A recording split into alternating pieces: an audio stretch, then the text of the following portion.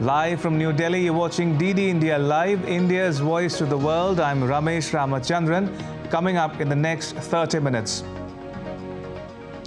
BJP Parliamentary Party felicitates Prime Minister Narendra Modi for leading the party to victory in 3 state elections.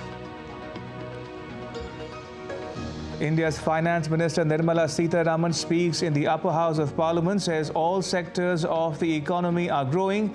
Manufacturing sees expansion in the last 29 months.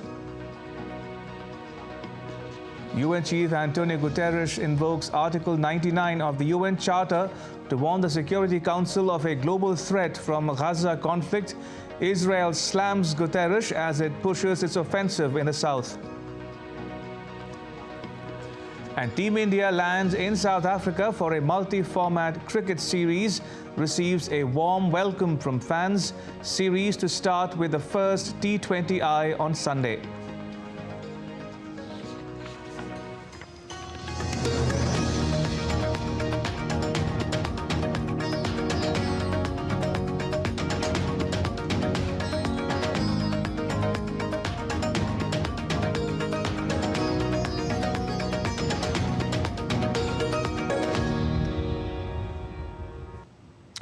The members of Parliament of India's ruling party, the Bharatiya Janata Party or BJP, gave a rousing welcome to Prime Minister Narendra Modi at a parliamentary party meeting in New Delhi. Parliamentary Affairs Minister Prahlad Joshi said Prime Minister Modi exuded confidence in the party after winning in 3 states and said that the party has increased its strength multiple times. Multiple times our strength has improved. Along with Chhattisgarh, Rajasthan and Madhya Pradesh,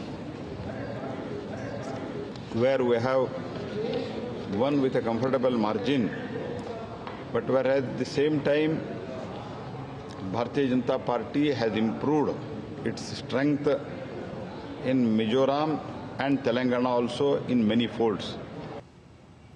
Indian PM Narendra Modi addressed the members of his party this morning during the BJP Parliamentary Party meeting. Some key takeaways from his address include, and I'm paraphrasing him here, he says this victory is not my alone and that the credit for victory goes to the entire party. He says this victory is the victory of the hard work of the party's workers. He says everyone worked together. One should not underestimate the people of this country.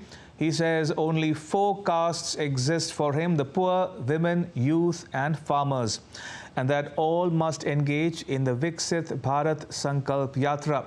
He says all members of Parliament should participate in the Viksit Bharat Sankalp Yatra. The schemes have to be taken to the masses. All must inform the people about those schemes. He urges people to make India a developed country by the year 2047. He adds that the BJP's record of returning to power is 57%, but the Congress's return record is only 18%.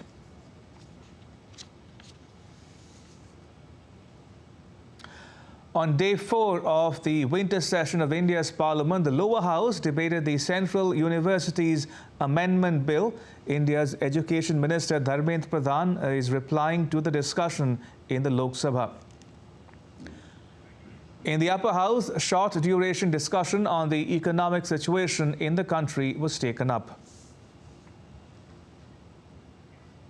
India's Finance Minister Nirmala Sitharaman says that India's second quarter growth has been highest in the world, while other developed countries contracted. Speaking in India's upper house of Parliament, Minister Sitharaman said that manufacturing registered its highest growth of 13.9% in the second quarter. She says manufacturing has shown expansion for the last 29 consecutive months. The Purchasing Managers Index in November 23 was 56, which is in the expansionary territory. Now, PMI has been in the expansionary territory for more than 29 consecutive months. So the sustained growth of manufacturing is very indicated by that. Now, again, a comparison for the manufacturing sector. is comparatively, if you're looking at the major economies, including that of the United States of America, Australia, Eurozone, Brazil, China, and South Korea, they have seen a contractionary manufacturing PMI. India's Minister of External Affairs, Dr. S. Jaishankar, while responding to a question on official visits to Latin America, said that trade with Latin America is nearing $50 billion. Today, our trade with Latin America is nearing $50 billion. We have a very significant flow of people there. There is a lot of services trade which is taking place in Latin America. We have also designated special conclaves for which Latin American delegations come here. So I would certainly be confident that we will see many more visits to Latin America, not just by me, but by my other ministerial colleagues as well. And Indian Prime Minister Narendra Modi also attended the proceedings in the Upper House today. Moving on, India's Finance Minister Nirmala Sitharaman addressed the Global Economic Policy Forum at New Delhi's Bharat Mandapam complex. The Finance Minister said the country saved 2 trillion rupees through direct benefit transfer and that digitalization ensures transparency and good governance. After having brought the direct benefit transfer to the accounts of the poor, government's money going to the accounts of the poor directly, have saved more than 2 trillion Indian rupees. 2 lakh crores of Indian rupees has been saved because no more spurious recipient of these benefits. So that makes a difference to your governance itself, brings transparency to the system, and the ultimate beneficiary gets the total amount which is due to him and no pilferages happen. Speaking on artificial intelligence, Minister Sitharaman said the ministry will encourage Indian companies to use AI, Web 3.0 and Industry 4.0 to improve efficiency. She invited the industry to work closely for the Center of Excellence and to use AI ethically. I'll certainly encourage him to adapt to using AI. I'll certainly encourage them to take Industrial Revolution 4.0 seriously. I would want them to be sure that in their planning for short-term, medium-term and long-term, AI and Web3 are all taken in the right spirit to improve productivity, to improve efficiencies, and to make sure that you are able to take the monotony out of due diligence. You need to have due diligence, you need to have compliances, but maybe AI will help you to do it smartly. India's Finance Minister Nirmala Sitharaman has been ranked 32nd on the Forbes' annual list of the world's 100 most powerful women. This list includes influential women from various sectors such as politics, business, media and entertainment. Minister Sitharaman's inclusion on the list highlights her significant contributions to Indian politics and policy and also reflects her influence on India's economic policies and GDP. India's Chief of Defence Staff, General Anil Chauhan, today inaugurated the Hindustan Aeronautics Limited's Avionics Expo 2023 at Ambedkar International Centre in India's capital, New Delhi. Now, HAL will be showcasing its rich legacy in the design, development and production of a diverse range of avionics systems during the two-day expo. Speaking at the event, the CDS spoke on geo-economic and technological changes in modern militaries, and the chairman of HAL spoke on the ambitious goals the company has set to make India self-reliant in the aviation sector. We are all actually in midst of a great change or transformation. It's not only geopolitical change that's occurring, it's geoeconomic as well as technological changes. In such an era, it is essential that modern militaries are ready to fight while they prepare themselves for future kind of conflicts. In order to keep pace With this change, it is essential that militaries, as well as the scientific community, entrepreneurs and developers understand and identify the key technological trends so that we can remain ahead of. Today we have all been talking about the Indian platforms, and the aircraft platforms have gained quite a wide importance in the global aerospace market. But equally important is the avionics and accessories, which also HAL is capable of doing it, and HAL has displayed today products which has been designed, developed and manufactured by HAL in-house. So this is very critical in the sense that this could become as a good replacement for the avionics which is otherwise available in the Western industry. We know that today all the indigenous design and developed platforms, more than 40 to 45% of the avionics is being indigenously designed and developed by our division. So which means that a major portion of it we are further trying to indigenize and start developing ourselves, so that ultimately in the next 5 to 7 year time frame we wanted to really become self-reliant as far as the avionics is also. 100% may not be really possible, but to the maximum extent possible, not at least to 75 to 80%. India is observing the 74th Armed Forces Flag Day on Thursday. The day serves as a tribute to the martyrs and the brave men in uniform who valiantly defend India's borders and preserve the honor of the nation. The Flag Day emphasizes India's commitment to caring for its war-disabled soldiers, the Veer Naris or brave women, and the families of the martyrs who make the ultimate sacrifice for the country. The day has been observed annually since 1949. And on the Armed Forces Flag Day, India's Prime Minister Narendra Modi said, "We honor the courage, commitment and sacrifices of our brave soldiers. Their dedication in protecting our nation is unparalleled." The Prime Minister also urged citizens to make contributions to the Armed Forces Flag Day Fund. In other news, India's President Draupadi Murmu attended the Lakshmipat Singhania IIM Lucknow National Leadership Award ceremony in New Delhi on Thursday. Speaking on the occasion, the President said that India is the third largest startup ecosystem in the world and is named among the best unicorn hubs in the world as well. आज भारत के युवा स्वरोजगार की संस्कृति को अपना रहे हैं। ये एक अच्छी बात है। भारत दुनिया का तीसरी सबसे बड़ा स्टार्टअप इकोसिस्टम है। आज भारत में यूनिकॉर्न्स की संख्या भी 100 से अधिक है। भारत का नाम विश्व के सबसे बेहतर यूनिकॉर्न हब्स में लिखा जाता है। ये हमारे देश की युवाओं के टेक्निकल नॉलेज के अलावा उनके मैनेजमेंट स्किल्स और बिजनेस लीडरशिप का उदाहरण है।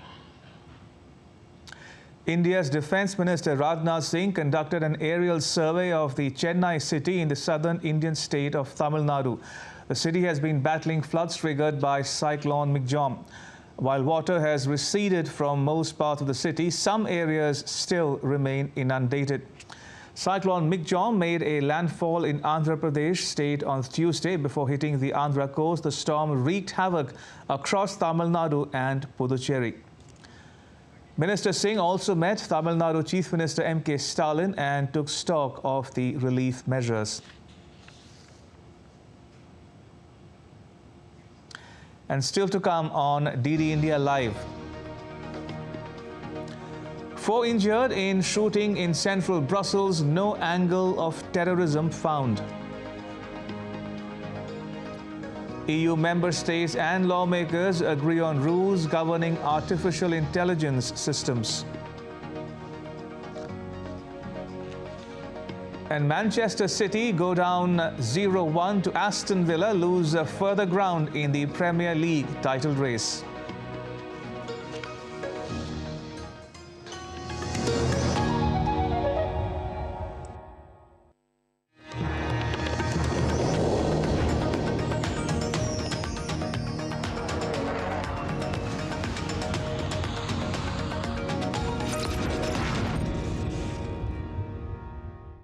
In a world that never stops, where information shapes our reality, one app stands out, helps you stay ahead of time.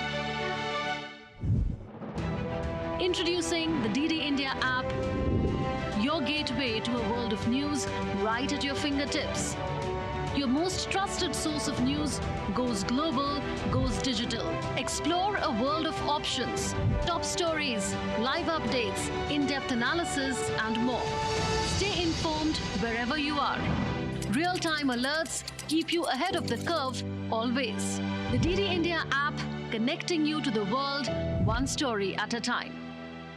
Download now and explore the world of knowledge, insights, and authentic information. You're watching DD India Live. I'm Ramesh Ramachandran. India's External Affairs Ministry gave an update on the case of former Indian Navy personnel who have been sentenced to death in Qatar. An External Affairs Ministry spokesperson said there have been 2 hearings so far in the case, and the next hearing will be conducted soon. There have been 2 hearings. As you know, we filed an appeal, as is from the families, and the detainees had filed an appeal. 2 hearings have since been held. One, I think, on the November 30th. The other was on November 23rd. I think the next hearing is coming up soon. We are closely following the matter and extending all legal and consular assistance. Meanwhile, our ambassador got consular access to meet all 8 of, in prison on 3rd of December. And as I said, this is a sensitive issue, but we will continue to follow, and whatever we can share, we will do so. The External Affairs Ministry spokesperson also said that the Afghan embassy in New Delhi and its consulates in Mumbai are functioning. All I could say is, as per our understanding, the Afghan embassy in New Delhi and the consulates in Mumbai and Hyderabad are functioning. And you can see from the flag who they represent, and our position on recognition of entities has not changed.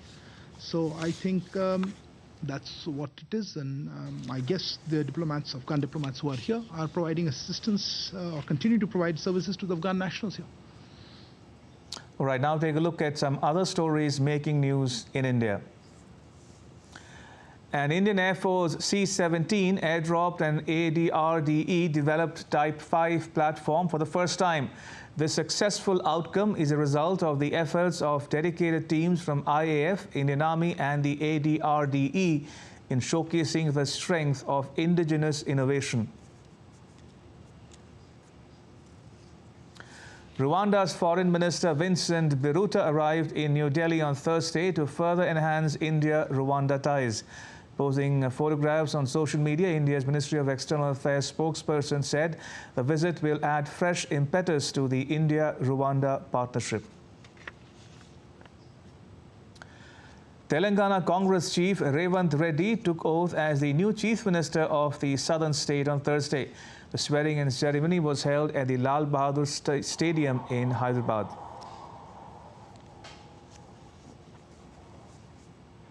All right, moving on, the ongoing Viksit Bharat Sankalp Yatra is witnessing huge response in Samba. The Yatra was welcomed by the locals in the Samba district. On the occasion, officers of different departments informed people about different welfare schemes being run by the central government. As part of the ongoing Viksit Bharat Sankalp Yatra and the Prime Minister's scheduled interaction with beneficiaries of the VBSY, a program was organized today at Chiktan and Yokma Kharbu Panchayats in the block of Shakar Chiktan. The State Prabhari Officer inspected the stalls set up by various departments like Handloom, Handicraft, J&K Bank, Health and other line departments. The Ayushman card generation counter was also set up and the Ayushman Bharat cards were issued to beneficiaries. The ongoing Viksit Bharat Sankalp Yatra in District Poonch is evoking a huge response from people. The Yatra has witnessed a strong display of support from the public, highlighting their commitment to the development and progress of the nation. At each venue, officers of various departments made people aware of different welfare schemes being run by the Indian government. Moving on to some other news now. In a rare move, United Nations Secretary General Antonio Guterres invoked Article 99 of the UN Charter and formally warned the Security Council of a global threat from the Gaza conflict as Arab states seek to use this alert to push for a ceasefire in the coming days. Taking to X, United Nations Secretary General Antonio Guterres wrote, and I quote, "I've just invoked Article 99 of the UN Charter for the first time in my tenure as Secretary General. Facing a severe risk of collapse of the humanitarian system in Gaza, I urge the Council to help avert a humanitarian catastrophe and appeal for a humanitarian ceasefire to be declared," unquote. In his two-page letter, Guterres told the Council that the Gaza war may aggravate existing threats to international peace and security. He highlighted that more than 1,200 were brutally killed by militants on 7th October, including 33 children, and 130 people are still being held captive. He says they must be immediately and unconditionally released. Accounts of sexual violence during these attacks are appalling, he added. And stating that the article has not been used for decades, a UN spokesperson said Guterres invoked Article 99 as it allows him to bring the matter to the attention of the Security Council. The General has today delivered a letter to the President of the Security Council invoking Article 99 of the Charter of the United Nations. This is the first time that Antonio Guterres has done this since he became Secretary General in 2017. Article 99 states, and I quote, that the Secretary General may bring to the attention of the Security Council any matter in his opinion that may threaten the maintenance of international peace and security. In the letter, which has been shared with you, the Secretary General urges the members of the Security Council to press to avert a humanitarian catastrophe, and he appeals for a humanitarian ceasefire to be declared. Meanwhile, the Israeli army has released footage on Thursday that it says shows airstrikes on Hamas terrorists emerging from a tunnel shaft in Khan Yunis on Wednesday. Israel said that it had killed a number of gunmen in southern Gaza's largest city, Khan Yunis, including 2 terrorists who emerged firing from a tunnel a day after Israeli troops entered the heart of the city to neutralize Hamas terrorists. Earlier, Hamas's armed wing, the Al-Qassam Brigade, said that the combat was fierce. India's Ministry of External Affairs also reiterated India's stand with regard to Palestine. The MEA spokesperson said the attack on October 7th was an act of terrorism, while India also called for humanitarian access into Gaza. देखिए मैं ये बिल्कुल मानने के लिए तैयार नहीं हूं कि हम जो कर रहे हैं वो गलत है। तो हमारी जो दृष्टिकोण है, हमने जिस तरह से इस मुद्दे पर नज़रिया रखा हुआ है, उसमें आप जानते ही हमारा ये पक्ष बहुत क्लियर है कि हमने कहा था कि उस तरह से टेररिज्म को किस तरह से हम अलग देखते हैं, किस तरह से वहाँ सिविलियन ह्यूमैनिटेरियन असिस्टेंस चाहिए होता है, किस तरह से हम लॉन्ग टर्म सोल्यूशन पैलेस्टाइन का आ सके। इस मुद्दे पे काफ़ी बार हमने अपना जो पोजीशन है उसको बताया है, क्लैरिफाई किया है, बहुत लेवल्स पे किया है, तो मैं और कुछ एडिशनल कहना नहीं चाहूँगा उस पर सिर्फ यही कि हमें लगता है यही ठीक पोजीशन है और टेररिज्म के मामले में पर्टिकुलरली हमारा काफ़ी स्ट्रॉन्ग पोजीशन रहा है। The European Union member states and lawmakers have agreed on rules governing artificial intelligence systems such as ChatGPT after 10 hours of discussion. According to the source, EU governments made compromises in the hopes of gaining lawmakers' backing to be able to use AI in biometric surveillance for national security, defense and military purposes. The talks also focused on the use of biometric surveillance, which lawmakers want to ban. Now take a look at some more stories making news around the world. The Union of German Train Drivers, known as GDL, announced on Wednesday a nationwide strike from Thursday afternoon till Friday night. The reason for the strike is an ongoing wage dispute between drivers and rail operator Deutsche Bahn. Australia is trying out a special photoluminescent paint to prevent and reduce road accidents. The paint, designed by Smart Alight and being painted on roads of rural areas, will help increase visibility for drivers on bends and intersections. Furthermore, this innovation could also help evacuation efforts in wildfires amid thick smoke. 4 people were injured on Wednesday evening in a shooting in central Brussels. According to police reports, the shooting broke out because of a personal grudge between drug traffickers. No angle of terrorism is apparent as of now. The Nobel Prize for Chemistry, Physics and Economics laureates held a joint press conference in Stockholm on Thursday. The discussions included the importance of basic science, education and what it means to win a Nobel Prize. A week full of lectures, meetings and cultural events comes before the upcoming Nobel Prize ceremony to be held in the Stockholm Concert Hall on Sunday. To sports news now. The Indian cricket team was greeted with a rousing welcome as the players and the members of the support staff arrived in Durban, South Africa on Thursday ahead of their T20I series against the country. The 3-match series will mark the start of a full-fledged tour, which will also have 3 ODIs and the much-anticipated 2 Test series. India players led by stand-in captain Surya Kumar Yadav left for South Africa on Wednesday and reached Durban on Thursday. Champions Manchester City went down 0-1 at Aston Villa, losing further ground in the Premier League title race, while Liverpool defeated bottom club Sheffield United. Leon Bailey's strike in the 74th minute sealed Villa's club record, equaling 14th successive home league win as they moved above City into 3rd place. City now have gone 4 league games without a win. They could have few complaints as they were comprehensively outplayed in all departments.